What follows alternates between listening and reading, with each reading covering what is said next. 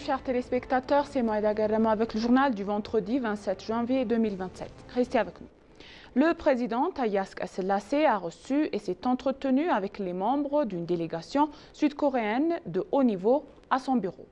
Le vice-président de la Chambre des représentants de Corée du Sud, Jo Ho-young, qui a rencontré le SA dans le cadre de cette discussion, a exprimé son respect au président Tayyip pour le sacrifice consenti par l'Éthiopie en faveur de la paix en Corée du Sud. Le vice-président a ajouté que la Corée du Sud souhaitait collaborer avec l'Éthiopie dans les domaines de l'investissement et du développement. Il a indiqué avoir reçu du président Tayyip Selassie la confirmation de l'engagement du gouvernement éthiopien en ce sens et le président Tayyip, qui a reçu la délégation à son bureau, a déclaré que l'Éthiopie souhaitait approfondir les relations entre les deux pays. Le gouvernement apportera également le soutien nécessaire au renforcement des investissements sud-coréens en Éthiopie. Une délégation de haut niveau, composée notamment des membres du Parlement sud-coréen, sera également en Éthiopie.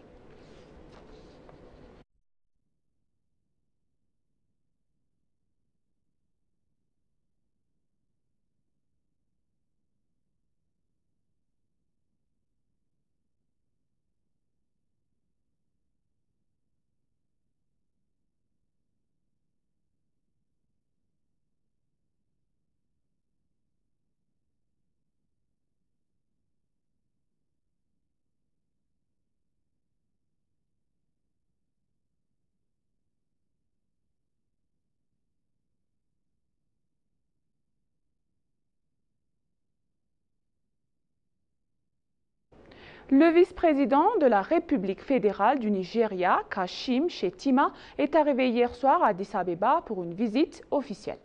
À son arrivée à l'aéroport international de Bolé, il a été chaleureusement accueilli par le ministre des Affaires étrangères, Gideon Timotheus.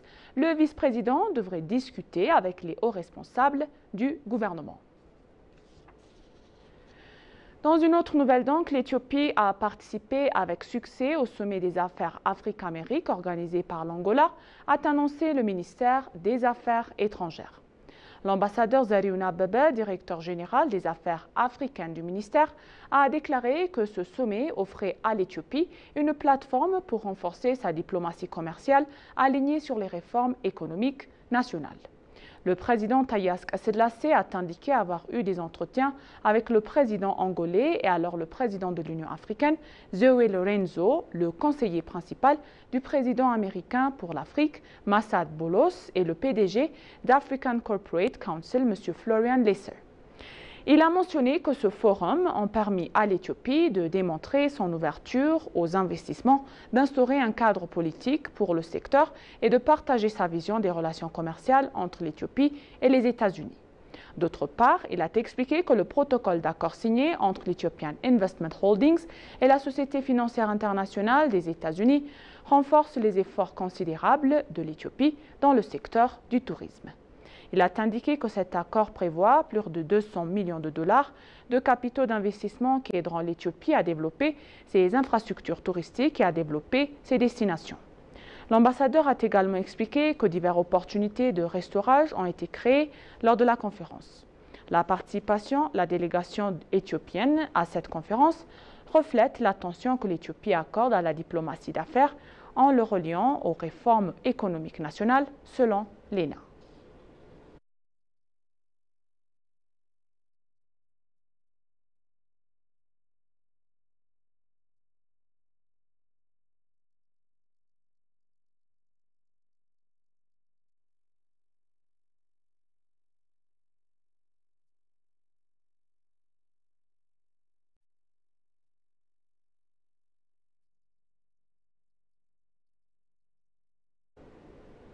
Dans une autre nouvelle donc, le Premier ministre Abiy Ahmed a déclaré que sa rencontre avec le vice-président nigérien Kashim Shettima avait pris pour objectif pour renforcer les liens bilatéraux et aborder les principales préoccupations du continent africain.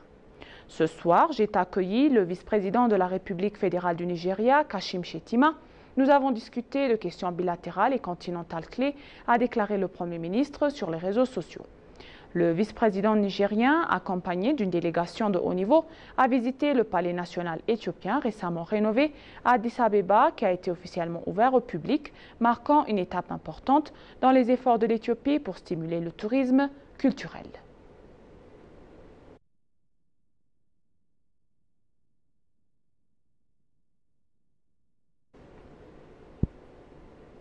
Merci chers téléspectateurs, ainsi s'achève le journal pour aujourd'hui. C'était Mohamed Agadama et je vous souhaite une bonne journée.